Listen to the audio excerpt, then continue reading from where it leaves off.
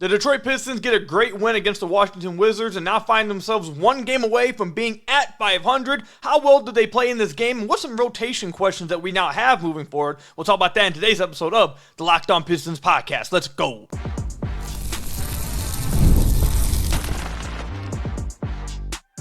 You are Locked On Pistons, your daily Detroit Pistons podcast. Part of the Locked On Podcast Network, your team every day. What's the deal? Welcome back to another episode of the Locked On Pistons podcast. Per usual, I am your host, Kuka Hill. You can find me over on Twitter at Kuka Hill. I want to thank you guys for making Locked On Pistons your first listen of every single day. We are free and available on all your podcast platforms. If you haven't already, head to the YouTube channel at Locked On Pistons. Hit that subscribe button or leave us a 5-star review on whatever podcast platform you're listening to this on. Also, head over to LockedOnDaily.com. Hit the Locked On Pistons logo. Type in your email, and you'll get a Locked On Pistons daily newsletter along with your Locked On Pistons daily podcast. And also, I want to let you guys know that today's episode is brought to you by FanDuel. You can start the season with a big return on FanDuel. New customers can place a $5 bet, and you'll get started with $150 in bonus bets if you win your first $5 bet. Visit FanDuel.com to get started today. Later on in the podcast, as we usually do after a Pistons game, after a Pistons win or loss, we look ahead and see what the schedule is looking like for them moving forward, any updates as far as opponent injuries, etc., etc. Also, I want to talk about some rotation questions that I think the Pistons are going to be faced with pretty soon here. But obviously, we're going to start with how great this game was for the Detroit Pistons. They beat the Washington Wizards by a score of 124-104. The game literally just wrapped up probably like 10 seconds ago. It was a blowout at the end of the game, so I came in and got ready to record this game, or record this podcast, I'm sorry. Really good game from the Detroit Pistons. All-around effort. Almost every single person on the team that played any minutes scored. The only players who played that did not score was Ron Holland and Paul Reed. Paul Reed got some minutes at the end of the game due to the blowout. But they had, 10 players score in this game. You obviously got a great game from Jaden Ivey, who's going to get the kudos player of the game today. He had 28 points, 8 assists, 4 rebounds, and 10-19 shooting. Cade had another triple-double. He has 4 triple-doubles on this season. I believe that's third in the NBA, third most, with 21 points, 10 assists, 10 rebounds. This time he was much more efficient. 7 of 15 from the floor, 2 of 4 from deep, 5 of 5 from the free throw line. And Malik Beasley continues to absolutely ball out for the Detroit Pistons. I've said this to you guys now on numerous podcasts, and it's going to be true every single time. If the Pistons can get outside shots to fall from their vets and their guards, they will win the game. They cannot continue to shoot 32% from 3. They can't shoot 33% from 3 within games. They can't only take 30 threes within a game. With how much resources they put into that department this offseason, it's been the main thing I've talked about with this team. Remember, in this game, they only had 8 turnovers, but they've been turning the ball over a lot before this game, and they were still 6-8.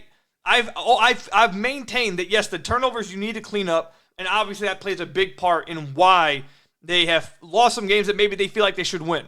But when you're able to hit these threes with how much you put into the shooting department, you are going to win games now. And with Malik Beasley hitting a high volume of threes that he's been hitting, Malik Beasley has been on absolute tear the last few games for the Pistons. After starting off the season a little slow, again, at the beginning of the year, even when he was missing, I was on the podcast saying, I appreciate the fact that he's shooting as much as he is because the Pistons need this type of high-volume shooting. Just over the last 3 games, 11 threes attempted versus the Wizards. He made 6 of them. 9 threes attempted versus the Raptors, made 4. 16 threes attempted against the Bucks, made 8. Like, that's what the Pistons need out of him. That's what they've needed out of a guy off the bench. Not someone who's trying to ISO too much, that's going to take a bunch of long twos, or, try to take a bunch of pull-up twos. They need a guy who is going to be a high-volume outside shooter and provide that kind of spacing and gravity within their half-court offense. And so far this year, there's 2 guys that have really provided that for them, in Malik Beasley and Tim Hardaway Jr., who did not play in this game. The Pistons won this game easily without Ausar Thompson, without Tim Hardaway Jr., and they still won this game pretty handedly. So as long as they're going to continue to get this type of three-point shooting from their vets, it's going to be their offense is going to look really good. Obviously, it's also going to help when Jaden Ivey makes 4 and Cade makes 2.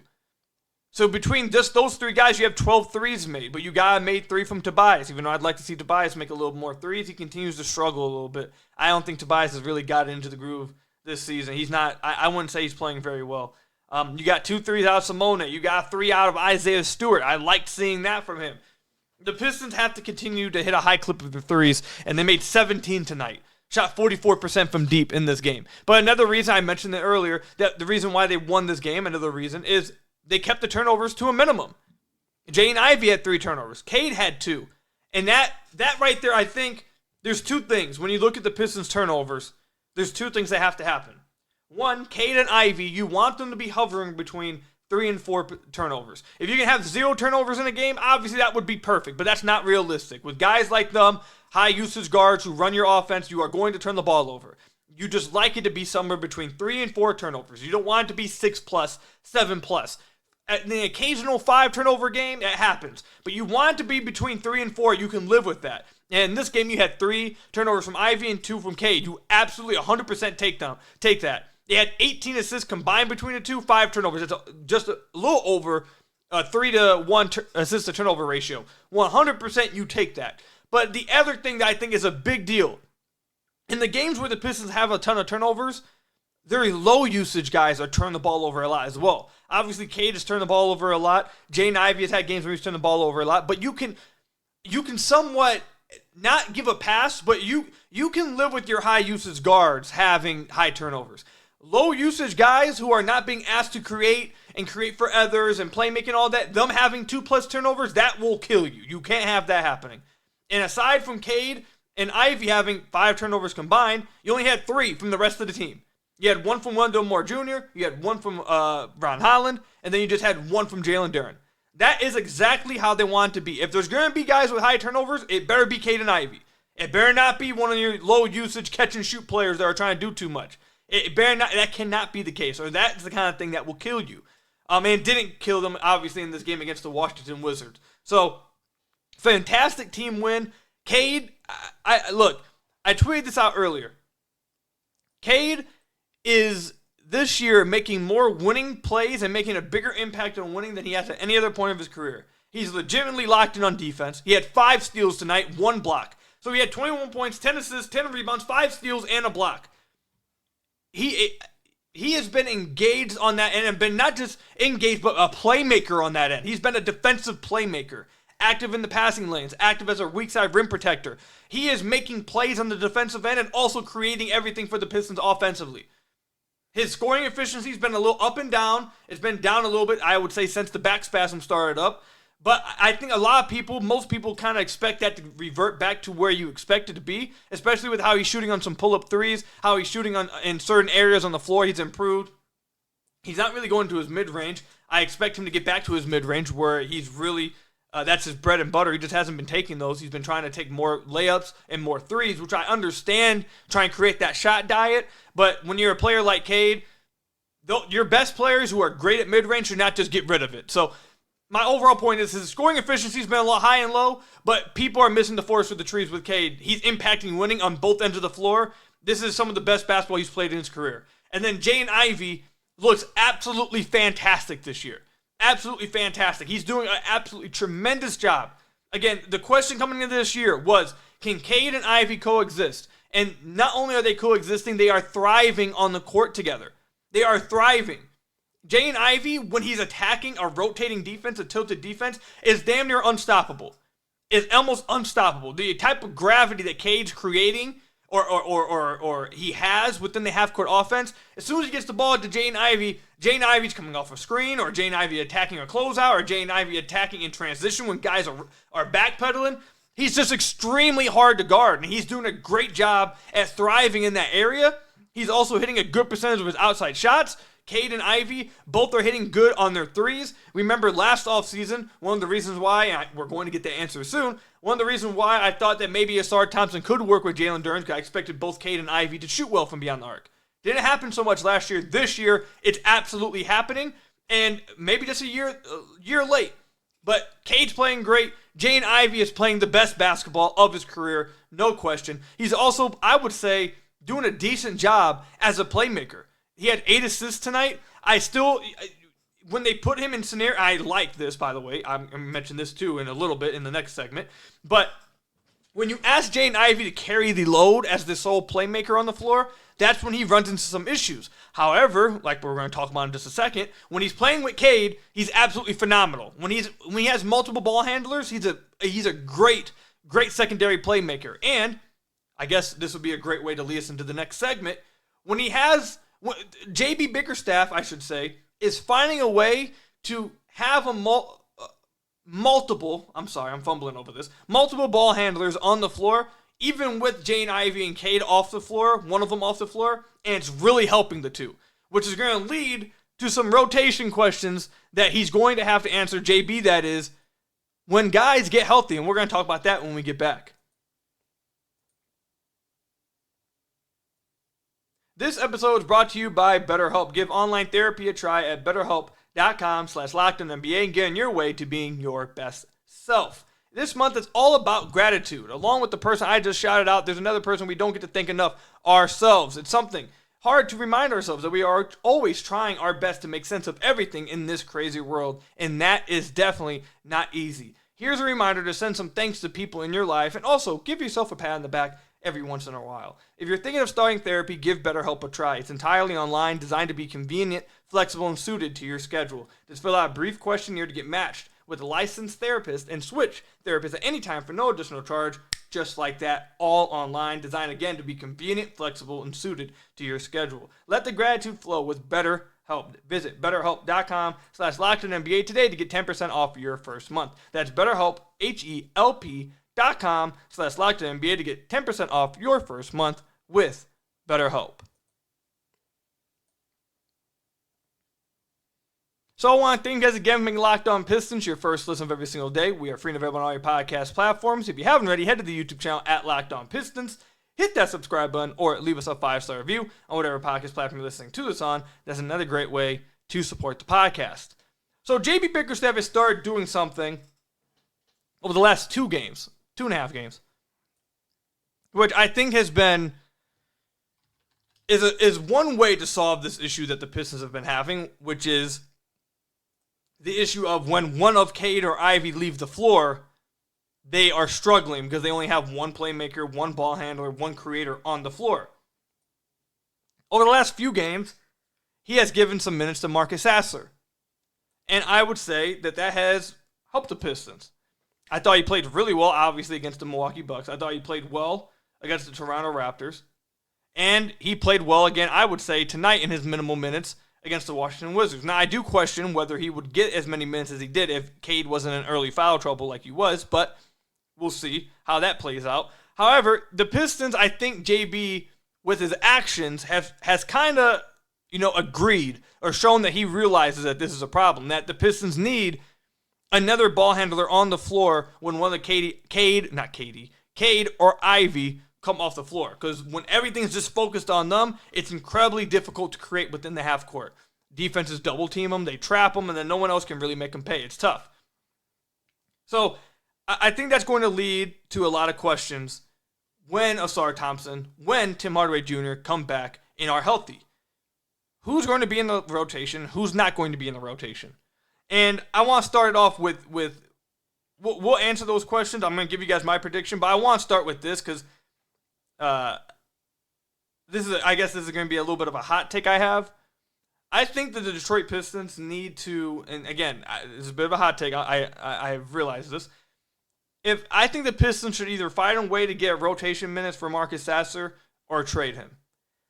And this is for two reasons. One, there's a future conversation that's going to need to be had about a certain position on the floor for the Pistons. And they're going to probably be not forced. Let me not say forced. They're going to have the opportunity to potentially try to get a solution to it this season if they really want to, push for that play-in or playoff spot, which they're 7-8 right now and they're playing good basketball. So I wouldn't be shocked if that's something they want to do. Cade's thriving, Jaden Ivey's thriving. So we'll see. I don't want to rush it with that. It's only 15 games into the year. We'll attack that in February. But I think Marcus Sasser, if you wanted to go around trying to upgrade the team and make the team better, I think Marcus Sasser attached with maybe a few seconds, or Marcus Sasser attached with another piece could go get you a player that you want at a position that could really help you moving forward. The other real reason, this is a bigger reason than what I just listed, even though I think that reason plays into this as well. Marcus Sasser, he's 24 years old. I know he's in his second year, but he's 24 years old. He's not exactly a young guy. Okay, he's not old, but I think you get what I'm saying. It's not like he's 21 or 22, and he's 24 years old. He was an older rookie, obviously, 4-year player at college, and I think Marcus Sasser can play the game. I think he's a good player. I think Marcus Sasser has proven that he can be a fine NBA player. If you are trying to force him to be a point guard, he can't be that. He's not a point guard. But can he be an off-guard scorer, spacer, next to a bigger guard? Yes, and he thrives pretty well in that department. When you have him just be a scorer, when you have him just be a spacer, when you have him just be someone to go out there and get buckets, he can do that pretty well. His touch is tremendous. He has a really sick handle. I think he could be in a rotation in places. And honestly, I feel like it'd just be doing right by him, just to get him in a situation where he actually has a chance to be in the rotation. Because I do think he could contribute to a team. I do think he could be getting rotation minutes. And this isn't to say I think Marcus Sasser is a superstar, but I do think he's a rotational player in the NBA. And I just think it's going to be hard to get him minutes here in Detroit. And I would consider eventually just doing right by him and moving him somewhere where he could actually get minutes. I just don't see where that's going to happen for the Pistons. And I do think he's a fine player. I think he's a pretty good rotation, can be a pretty good rotation player in the NBA. I just don't know if he's going to get that opportunity with this team, especially when the Pistons don't really need, they already have a surplus of guards. Okay, and especially when Ausar gets back, I don't think they're going to need as much secondary ball handling. I feel like that's one of the positions. There is another position on the team that they need to address, and I don't think it's guard. So he's kind of just at a surplus at that position. Again, I would do right by him eventually if he can't get into the rotation. I do think he deserves a chance and should be getting minutes somewhere because I think he's good enough too. But that moves me into why I wanted to discuss that and mention that, which is when THJ and Ausar Thompson come back, they are going to run out of numbers. A few people are going to have to not play. A few people are going to have to not play. Because I can guarantee you this. Malik Beasley, Tobias Harris, Jalen Duren, Cade Cunningham, Jaden Ivey, Isaiah Stewart, Tim Hardaway Jr., that's 8, and Ausar Thompson at 9. That's 9 players I just counted off that should be getting minutes. Unless now I'm starting a second. Did I count 9? Was that 8? Malik Beasley, Tobias Harris, Jalen Duren, Cade Cunningham, Jaden Ivey, Stu, Hardaway, and sorry, no, that's 8. Okay, yeah, I second guessed myself. Good thing I did that. That's 8 players.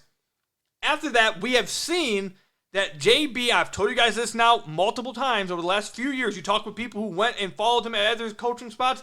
He likes to go with a 9-man rotation. He doesn't really want to go 10 deep. He didn't do it in Cleveland, and we haven't seen him do it in Detroit willingly. The only time he's gone 10 deep is when someone's in foul trouble. Or I believe the only other time he went 10 deep was against, I'm forgetting the team, but the Pistons were just struggling mightily. At one point in the game, he just threw someone out there. I believe it was Wendell Moore Jr. just to give someone a break and kind of switch things up. Outside of that, he has not willingly or planned to go 10 deep at any point during his time with the Pistons so far. I don't really expect that to change too much. So then you got Ron Holland, Simone Fontecchio, and Marcus Sasser all trying to get minutes. I know someone's probably going to try and mention Wendell Moore Jr.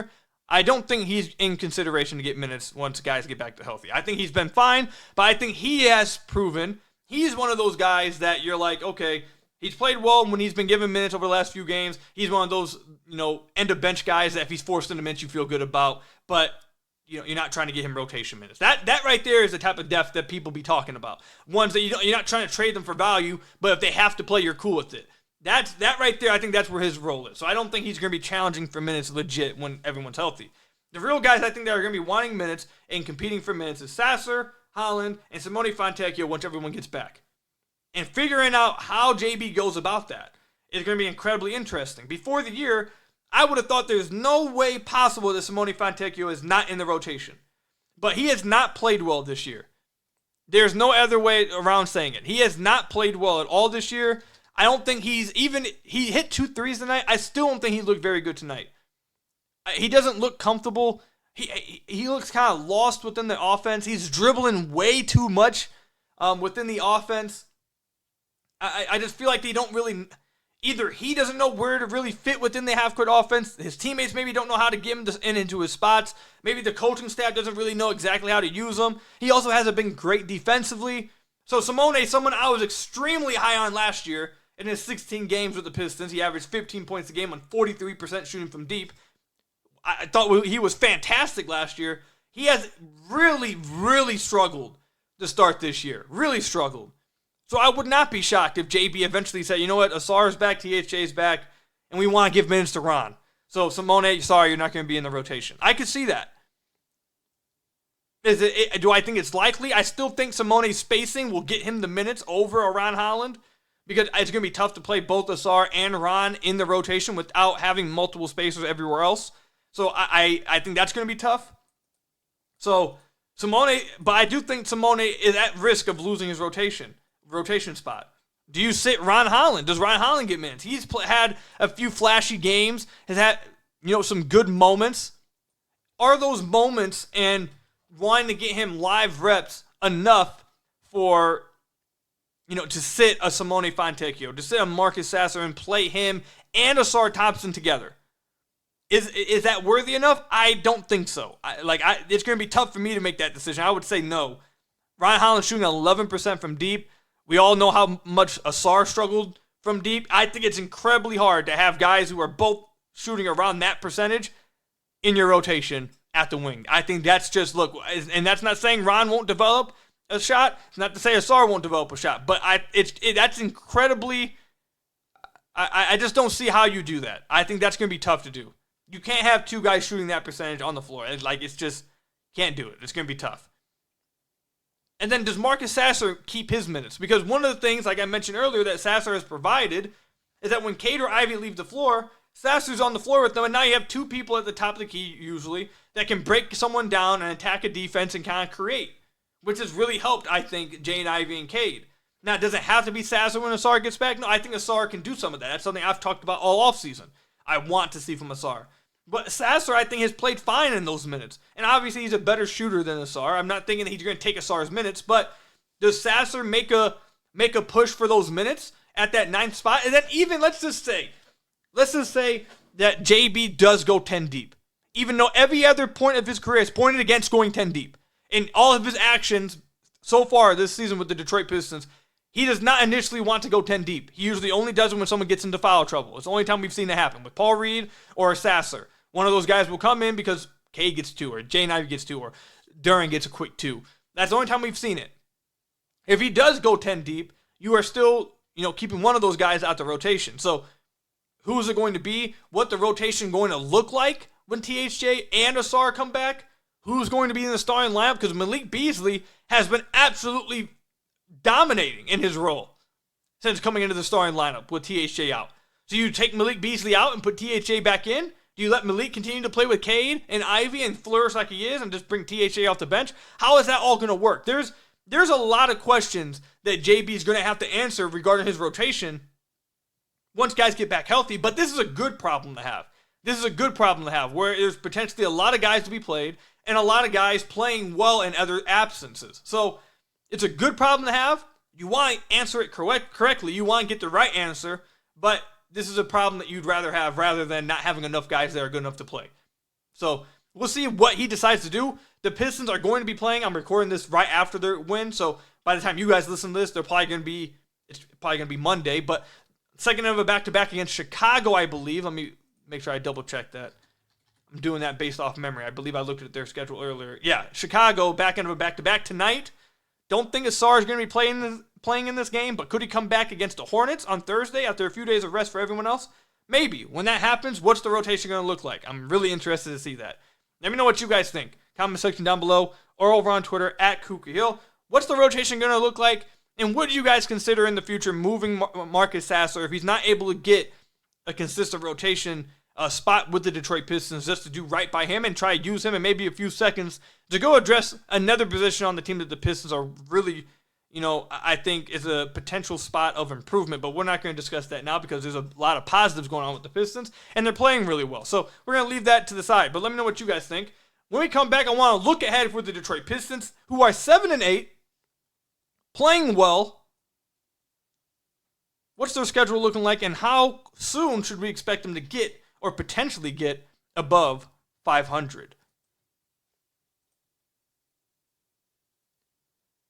Get ready to tackle the NFL action with FanDuel, America's #1 sportsbook. Because right now, new customers can bet $5 and get $150 in bonus bets if you win. The FanDuel Sportsbook app gives you everything you need to place live bets on the NFL all in one place. So when you get a hunch in the middle of the game, you can check out the latest stats, view live play-by-play, and so much more on the same page where you place your bets. Just visit FanDuel.com to join today. You'll get started with $150 in bonus bets if you win your first $5 bet. And I've told you guys this many times. I've been using FanDuel for years. I literally just used it earlier today on the Lions game. I also used it on the Colts and Jets game. I took the Colts money line. So I've been using it for years. It's extremely fun to use. Super self-explanatory, but again, most importantly, super fun to use. And you'll get started with $150 in bonus bets if you win your first $5 bet. That's FanDuel.com. Never waste a hunch and make every moment more with FanDuel, an official sportsbook partner of the NFL. So I want to thank you guys again for making Locked On Pistons your first listen of every single day. We are free and available on all your podcast platforms. If you haven't already, head to the YouTube channel at Locked On Pistons. Hit that subscribe button or leave us a 5-star review, whatever podcast platform you're listening to this on. If you want to join our Locked On Pistons Insiders program, text the number 313-914-6528, where you can talk with me and text with me one-on-one. You'll get text straight to your phone from me detailing some Piston news, some rumors, injury reports, anything Pistons related. We'll have some Q&A, some trivia sent straight to your phone. You can text with me one-on-one. Text that number if you want to join that. Head over to LockedOnDaily.com and enter in your email to get a Locked On Pistons daily newsletter with your Locked On Pistons daily podcast. We are currently ranked 9th across the Locked On NBA channel and most subscribers with the newsletter. We should be in the top 5. So if you haven't already, please go hit that subscribe button. It would be, or type in your email, and you will get that daily newsletter, and we'll continue to show Locked On. We have the best fan base at the Locked On Network. And also, obviously, hit that subscribe button down below or leave us a 5-star review, whatever podcast platform you're listening to this on. All right, so let's look ahead with the Detroit Pistons season.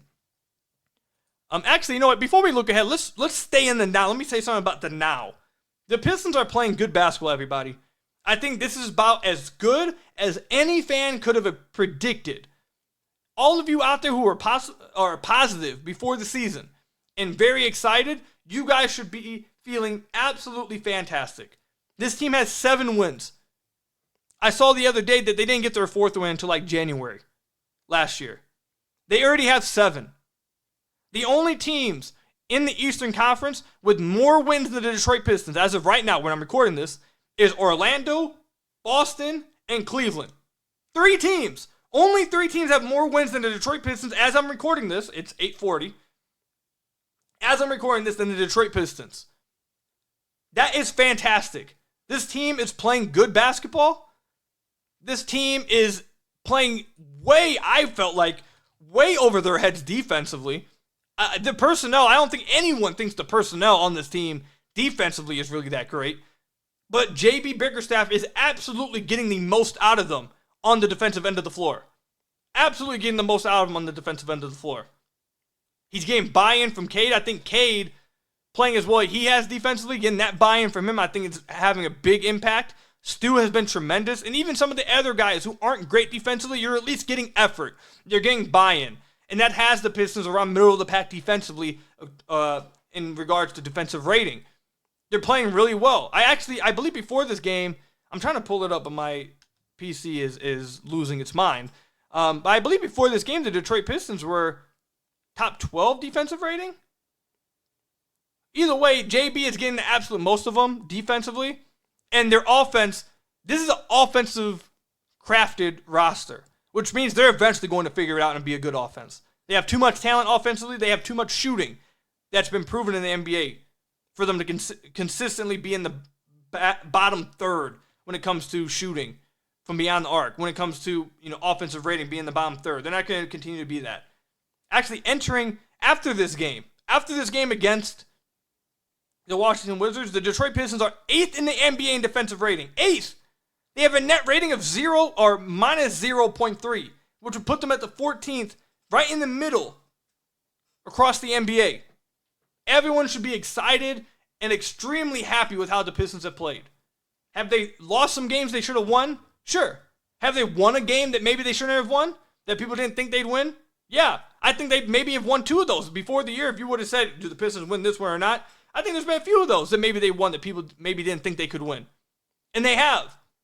So could they, do you want to be a half glass full or half glass empty? There's no reason to be half glass empty and say, well, they're 7-8 and they could be easily 10-6 or whatever. Like, you could easily, that shouldn't be how you're looking at this. The NBA is full of runs in a game and throughout a season. There are ups and downs. How teams react to those ups and downs are the ones who make it to the end of the year. And the Detroit Pistons have had some downs, had some really disappointing moments when at the end of games, losing some games they feel like they should have won, and have responded by winning right after. And they are now right below 500 with a chance to be 500 after 16 games if they get this win against the Chicago Bulls on the back end of a back-to-back at Little Caesars Arena. Everyone should feel ecstatic about this team. They're playing really well right now. Playing much better than I expected before the year. I did not expect them to play this well, and they are. I can't believe that JB has them 8th defensively. I don't know how he's doing it. This is not a defensive talented roster. I don't know how he's getting this much defensively out of them, but a hell of a job from JB. Absolute hell of a job by their new head coach. But looking ahead, I said 2 podcasts ago that I'm predicting the Detroit Pistons to be above 500 after the Charlotte Hornets game. That's on Thursday. So I think they're going to beat Chicago tonight, whenever you listen to this Monday night. I think they're going to beat Charlotte in Charlotte on Thursday, and they'll be 9-8. Now, after that, that's what I'm looking at to. I think they should be 9-8. I think it should be above 500 after 17 games, right? 17 games. Then after that, you got Orlando, who's having Franz Wagner play extremely well at this point. He's really thriving without Paolo. So that's going to be a tough game. That's a really good team over there in Orlando. But if the Pistons are heading into their 9-8, they have to feel like they're also a pretty good team. So a tough game. That if they lose that one, that understand it's in Orlando. That's a really good team, so I get it. But I think they can win that game. They should beat the Raptors, I think, on November 25th at home. They should beat the Grizzlies, I feel like, on the 27th. At least they can. They can beat the Pacers in Indiana on the 29th. They can beat this Sixers team that we're watching on the 30th in Detroit. Like I said, like a week and a half ago, that November need to be the month that they stacked wins. And right now, they're doing a decent job at that. It could be even better. It could have been even better, but they're doing a decent job of that right now. Decent job of that right now. And they could do an even better job by the end of the month. If they can get these wins that I'm thinking they can get, they're going to be in a really good position at the end of November, feeling really good about themselves. So, honestly, I'm not going to lie to you guys. I'm shocked that the Pistons are sitting here 7-8. If you took my thoughts on them before the year, compared to my thoughts about them now, it's completely different. They are impressing me. Their head coach is extremely impressing me. Their players, Jaden Ivey, impressing the hell out of me. Cade, impressing me. Malik Beasley has been amazing. Stu has been amazing. This team, man, this is a team, man. This is a legit NBA team, and they're looking like a play-in team. They're looking like one. So, feel really good about the Pistons, man. You guys should be ecstatic about this team. And also, the Pistons and Lions got a win on the same day again. Before, like 2 weeks ago, I don't think they had one since, 2020? It was the last time they had a win on the same day? That's crazy. Now they've done it twice in 1 month. So, celebrate, man. Great Sunday for Detroit sports. But that's all I've got for you guys today. Hit that subscribe button down below. Leave us a 5-star review, whatever podcast platform you're listening to this on. Thank you guys for making Locked On Pistons your first listen of every single day. We are free and available on all your podcast platforms. If you haven't already, I'm about to repeat myself. I'm losing it, man. It's late. I gotta get to sleep. Until next time, I'll see you guys later. Stay safe out there. Till next time, peace out, everybody.